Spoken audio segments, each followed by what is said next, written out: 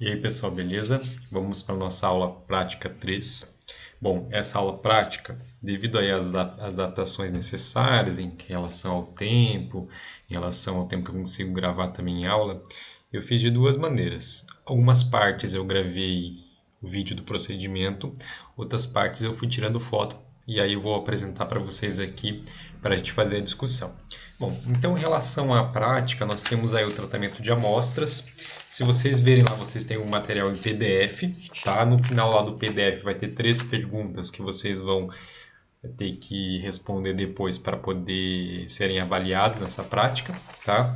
Mas basicamente ele vai falar ali sobre o método de tratamento por via úmida e por via seca. São feitos alguns procedimentos que são adaptações, na verdade, de um artigo, tá? Então vocês vão encontrar lá sempre é, o procedimento que foi feito, que vocês vão ver aqui comigo. E embaixo vai estar escrito assim, procedimento original, lá no PDF. Esse procedimento original significa o que foi feito, como foi feito no artigo, que é um artigo da Química Nova. Como eu falei para vocês, uma das fontes que a gente tem para a gente poder fazer a parte de amostragem, tratamento de amostras e análise em si, são os artigos científicos, como esse artigo é um exemplo. Então, a gente vai começar aqui com a via úmida e depois vamos ver a via seca, tá? Depois vocês dão uma olhadinha ali no procedimento original, no material, não vou discutir ele aqui, porque ele está lá descrito, vocês dão uma olhadinha e vai ser necessário ali vocês dar uma reparada em um detalhe deles, entre os dois, que tem a parte seca e a via úmida, para vocês poderem aí analisar a questão 3 ali que vocês têm que responder, tá? Que está perguntando ali uma questão sobre o tempo da execução da prática. Então vamos lá, olha. Na primeira parte da nossa prática, nós temos a parte da via úmida. Pela via úmida, a gente vai fazer adições de ácidos. Geralmente a gente faz com aquecimento, né? Se vocês forem olhar ali, inclusive, no procedimento original, vocês vão perceber que é feito a 180 graus. Aqui o objetivo era a gente só fazer um geral, tá? Então eu não fiz com aquecimento. Fiz só na temperatura ambiente para a gente ver ações de ácidos e também ação de mistura de ácidos ou mistura de ácidos com outras substâncias, no caso com água oxigenada. Então, inicialmente que a minha amostra ela seria folhas de bergamota, tá? Então você tem aí eu coletei algumas folhas da árvore, foram lavadas para tirar toda a sujeira. Só que acontece o seguinte: quando eu fui fazer esse procedimento, não encontrei o liquidificador lá no laboratório. Então, a gente precisa de triturar a amostra, né? Um dos processos iniciais seria triturar essa amostra. Como eu não tinha o liquidificador, aí eu acabei tirando as folhas de bergamoteira e aí coloquei no lugar aí camomila. Encontrei lá no armário lá um saquinho de camomila, chá de camomila estava vencido, porque o objetivo aqui é a gente destruir a matéria orgânica para fazer o processo que a gente chama de mineralização, né? Tirar toda a parte orgânica, que ela é destruída a CO2 e água, e aí a gente ficaria só com a parte mineral para analisar, por exemplo, metais presentes aí, como o ferro presente nessas folhas. No caso, nós vamos ficar então com a análise, a nossa amostra aqui vai ser o chá de camomila. Esse que a gente compra no supermercado em saquinhos, tá? Então a gente tem nossa amostra aqui e aí eu fui tirando porções para fazer análise. A primeira coisa que eu fiz aqui foi colocar porções em tubos de ensaio. Vocês não estão vendo aqui as porções aparecendo, mas depois vão aparecer no vídeo que já vou passar para vocês, tá? Então, na via úmida a gente foi adicionando aí ácidos. Então, aqui no tubo A foi adicionado ácido clorídrico, no B foi adicionado o ácido nítrico, todos concentrados, tá? Letra C, sulfúrico e letra D foi adicionado aí o ácido sulfúrico misturado com o peróxido de hidrogênio, ou seja, água oxigenada. E no zero foi colocado água régia, que eu vou mostrar para vocês agora sobre o processo de preparo. Vocês podem ver lá no material em PDF que tem uma boa discussão lá sobre a água régia. Então, aqui no próximo nós vamos ver aí em vídeo que eu gravei lá no laboratório este preparo. Primeira parte da nossa prática, nós vamos fazer a preparação da solução de água régia. Tá? Então, vou pegar aqui 3 ml de ácido clorídrico, vou pegar aqui com uma pipeta, tá aqui já montado o esquema da pipeta, e vou colocar junto 1 ml de ácido nítrico, ok? Então vai ser a primeira parte, a preparação da solução. Eu vou preparar, depois eu vou colocar no tubo de ensaio mesmo, que já vai ser a quantidade que nós vamos utilizar aí para a parte de tratamento da amostra a partir do tratamento em via úmida, ok? Então vou preparar aqui, daqui a pouco eu volto para a segunda parte. Ok, então vamos só pegar o próximo vídeo aqui. Deixa eu sair desta página. Vou pegar aqui pelo WhatsApp, que eu não consegui baixar, tá? Então vamos assistir aqui a segunda parte da gravação, que é a parte da via úmida. Bom, pessoal, então vamos à nossa prática, a nossa parte da prática onde nós já temos a solução de água régia agora pronta aqui, e a ideia é nós fazermos aqui a parte de análise, aliás, de tratamento de amostras por via úmida. Então é uma análise rápida, só para a gente verificar o que acontece. A nossa amostra seria as folhas de bergamoteira, como vocês vão ver lá no procedimento, tá? Mas o que aconteceu? Eu cheguei aqui e não encontrei o liquidificador. A gente precisava triturar essas folhas. Do jeito que elas estão ali não vai funcionar, pelo aquilo que a gente falou na questão de preparo de amostras, né? Então eu precisava fazer a trituração usando um liquidificador mesmo. Eu não tinha um liquidificador aqui, então nós vamos fazer aqui hoje utilizando esse chá que eu encontrei por aqui, que é um chá de camomila. Então a gente vai ver, porque é matéria orgânica também, nós vamos ver o que acontece aí com a adição de alguns ácidos, tá? Ou mistura de ácidos. No caso, nós temos aqui quantidades parecidas de amostra, tá? Eu não fiz a pesagem aqui, porque a gente não precisava hoje, só verificar realmente aí qual que é o que acontece com a adição de cada um dos ácidos por via úmida sem aquecer, tá? Porque a gente viu lá que pela via úmida a gente tem que aquecer também. A gente não vai fazer isso, tá?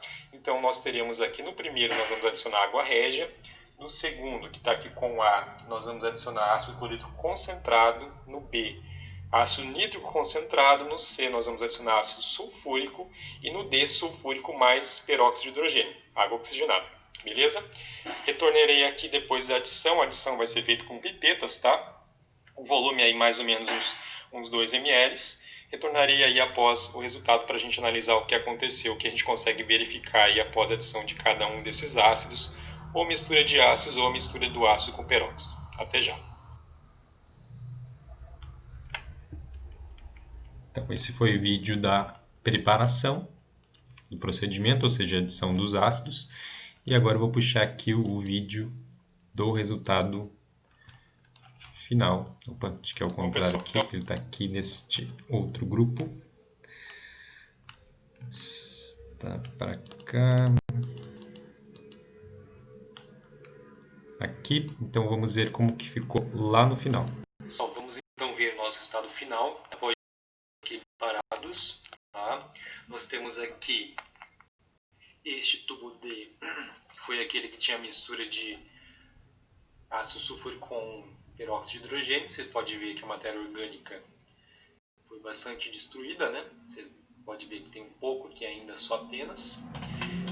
O C é aquele que tinha somente o ácido sulfúrico, então você pode perceber a diferença com a mistura, né? Ela ficou aqui mais escura. A letra B continha o ácido nítrico concentrado. A gente pode perceber aqui uma alteração na coloração, mas bem menos alteração que os demais. Com o clorídrico concentrado a gente vê pouca alteração, né? Porque você tem aí um ácido que não é oxidante da matéria orgânica.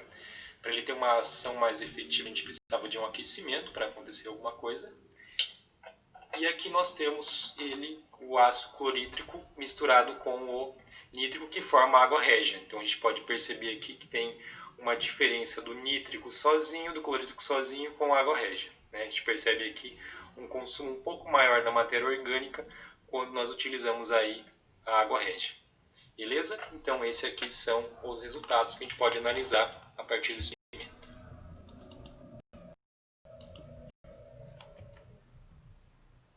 Bom, pessoal, então a gente tem aqui em imagem um pouquinho sobre esses resultados, né? Então vocês podem dar uma travada na imagem para poder reparar um pouquinho. E aí vocês têm ali uma pergunta para resolver, para responder.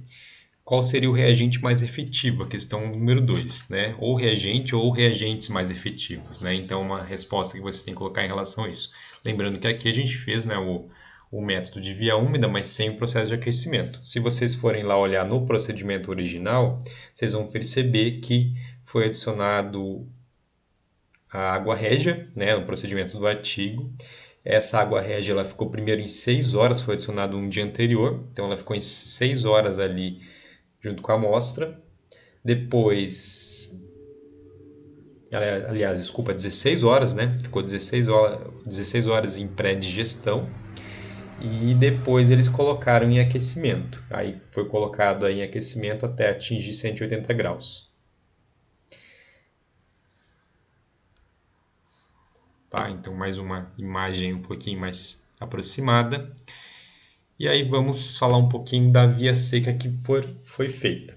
Tá? Então, lá no procedimento, vocês veem só lá o teste em via seca utilizando diretamente o bico de Bunsen, tá? Sendo que o procedimento original era em forno de mufla. Aqui também eu fiz em forno de mufla, então eu fiz um pouco mais próximo do procedimento original. Vocês podem perceber lá que no procedimento original foi colocado um pouco de amostra e foi aquecido aí a uma temperatura de 550 graus e foi mantido essa temperatura por 2 horas. E aí, após esse tempo, a cinza residual ela foi dissolvida em 5 ml de ácido nítrico para análise, concentrado, e o extrato obtido foi diluído para 20 ml com água bidestilada.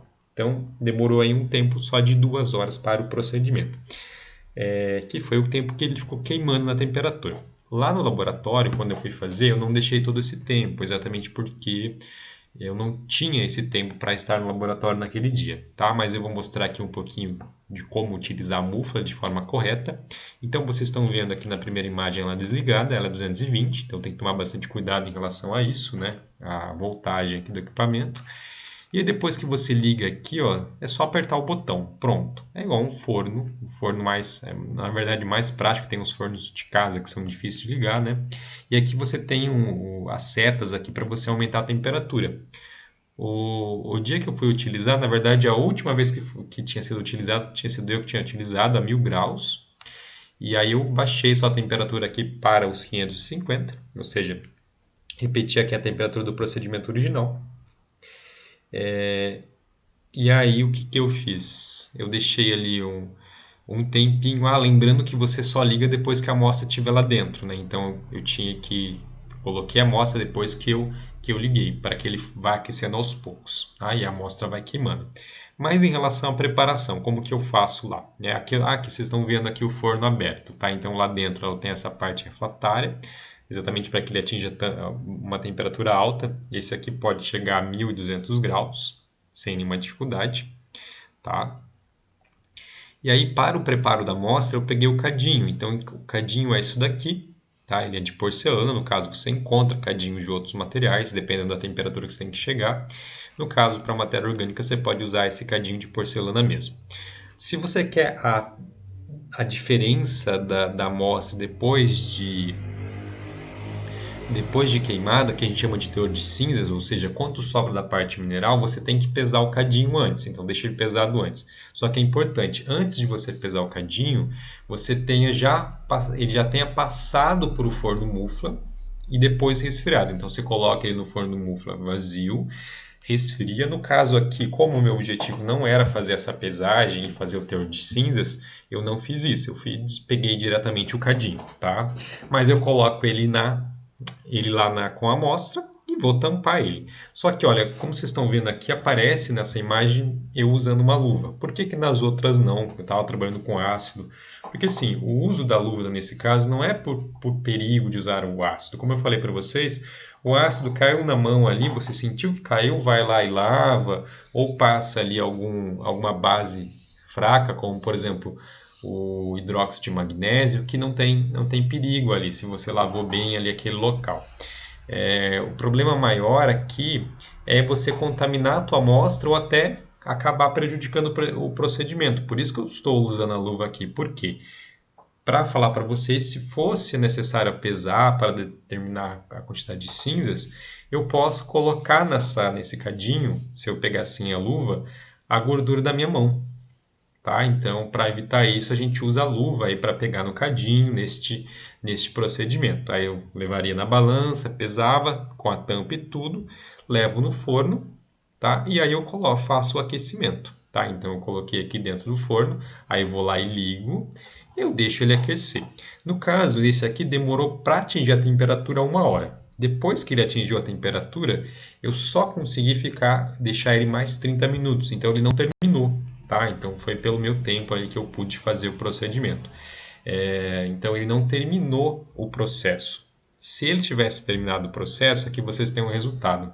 Ele ficaria uma cinza mais branquinha, tá? A qualidade da cinza geralmente é uma cinza mais branquinha, mas vocês podem ver que ela está muito escura ainda. E aqui, então, depois do resultado final, se a gente tivesse realmente conseguido concluir, se a gente colocasse com ácido mesmo diluído, a gente conseguiria dissolver a amostra. E eu não consegui fazer isso, exatamente porque eu não cheguei ao resultado final. Tá? Lembrando aqui que se você fosse fazer a pesagem, você teria que tirar do forno Mufla depois do tempo, no caso, como o procedimento lá original era 2 horas, tira depois de 2 horas, que ficou naquela temperatura que você quer. Tá? E aí depois você pega então e deixa esfriar usando um dessecador, e aí sim, depois de esfriado, que você vai levar na balança. Não vai levar nada quente na balança porque você estraga a balança. Tá bom? Então esse é o procedimento daí adaptado para o original. Lá na digestão em via seca que está no PDF também tem o procedimento que eu fiz no processo. Esse eu acabei fazendo em casa, que é esse aqui, ó, que é queimar a amostra no bico de Bunsen, só para vocês verem como que fica. Então aqui eu queimei também a mesma amostra, obviamente, peguei aí a camomila, né? Então vocês veem aqui no fogão. Aqui a chama está ligada, mas ela não aparece na imagem devido ao que eu usei o flash aqui. Mas o que nós temos aqui, olha, esse tipo de processo ele é bastante problemático, daí muito diferente do que acontece no forno Mufla, por 2 motivos. Primeiro que você fica ali sentindo os vapores. Então, se fosse fazer no laboratório, deveria ser feito dentro da capela. A mesma coisa, gente, em relação aos ácidos. Vocês podem ver lá que eu estou usando todo o procedimento foi feito dentro da capela, lá na via úmida, tá? Só para lembrar que essa questão, porque são ácidos concentrados. Então, eu fiz todo aquele processo usando os ácidos lá, sempre na capela, né? Com os cuidados devidos lá, por serem ácidos concentrados. Aqui, mesma coisa, né? Você vai ficar respirando esses vapores. Mesmo sendo uma coisa que você sabe que não é um problema, porque são folhas de camomila, né? A gente tem aí também uma fumaça que está subindo aí, a gente tem que tomar cuidado.